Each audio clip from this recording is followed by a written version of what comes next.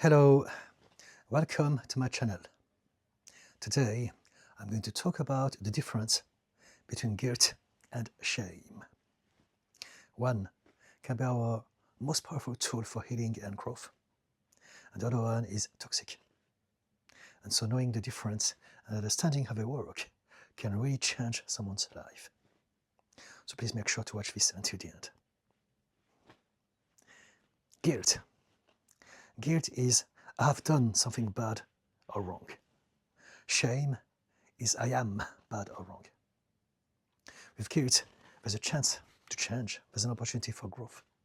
We understand that we are not our behavior.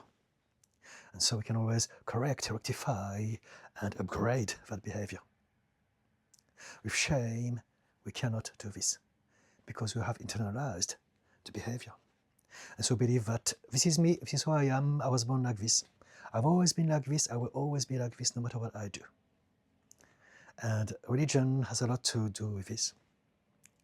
You're born a sinner. Shame.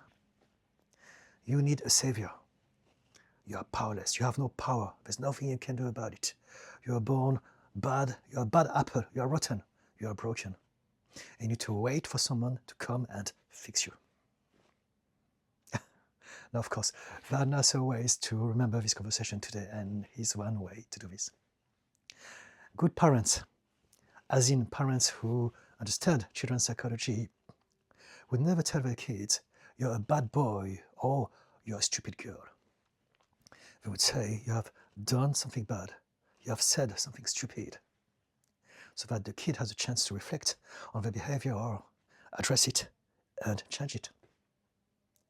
And this will not only help them change, but it will also empower them with the most important coping mechanism there is, and that is a growth mindset.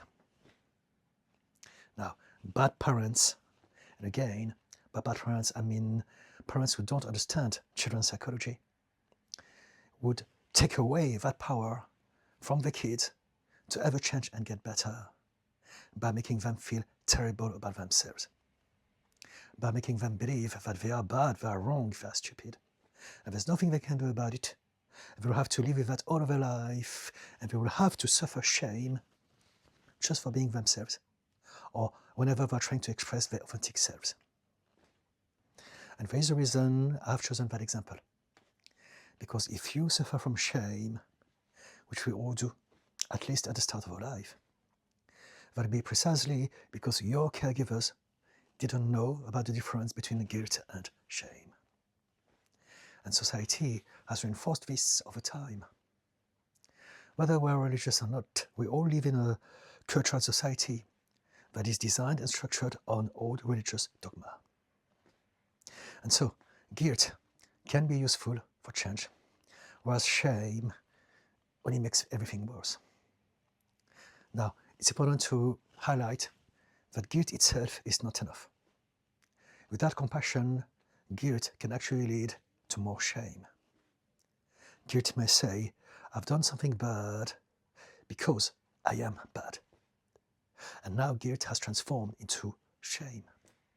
And so we must practice self-compassion. We must tell ourselves, I have done something bad indeed. I can see that. However, it's not because I'm a bad person. It is because it's all that I knew. I did it because I didn't know any better. I did this because my nervous system got me to feel the way I felt and to react the way I did. I did it because I have baggage, trauma, wounds, and emotional triggers inherited from a childhood that I have never chosen. And because no one ever taught me any coping mechanisms, I had to come up with something. And I created that subconscious program for myself, to protect myself.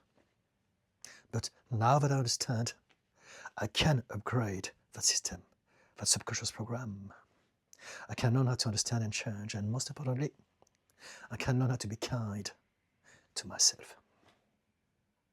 Another very important point is that in order to fix something, we must have an awareness that something must be fixed.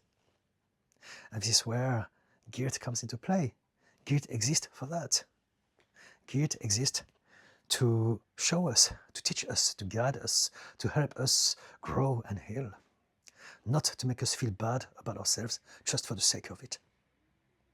This would be the job of shame. And so in other words, guilt is good if we can have a good relationship with it, if we can learn and grow from it. Whereas shame has nothing good about it, it's just poison. There's not a single thing that is positive about shame as far as our happiness, well-being, and potential are concerned. People who claim that shame has some use in our lives are doing this either because they have been indoctrinated by religious narcissists or because they are religious narcissists. Don't listen to them. They suffer from this and they don't even know it. But because they suffer from it, doesn't mean that you have to suffer from this too. And so now, how do we deal with shame? By using positive guilt. As discussed in this video up to this point, you want to use positive guilt to shine like a torch the pathways towards healing and growth, as opposed to allowing for shame to keep us and hold us in the dark. And as you do this, as you eventually upgrade all of those behaviors that used to make you feel ashamed of yourself in the past, you will realize that there's nothing about your life and your personality that you cannot change and upgrade over time, with patience, perseverance, and baby steps. And as you expand yourself more and more every day, you will start to see the beauty and the power that live inside of you. You will start to reveal the love and the confidence that you were born with. And you'll start to be able to love and accept yourself a little bit more every day. And if you can love and accept yourself fully, shame will have no reasons to exist in your life anymore. I hope this was useful to some of you. Do share this to anyone who could benefit from that. Thank you for subscribing if you haven't yet. And you're all welcome to my live streams on YouTube every Wednesday and Friday from 6 to 8 p.m. UK time. And so that's it for today. Remember, you are not bad. You have these empowering habits that you have never chosen, just borrowed from your upbringing. We all do, and it's okay. You can always learn how to let go of them whenever you feel ready for it. But most importantly, you are not a work in progress. You are the progress. Bye now, and be kind to yourself.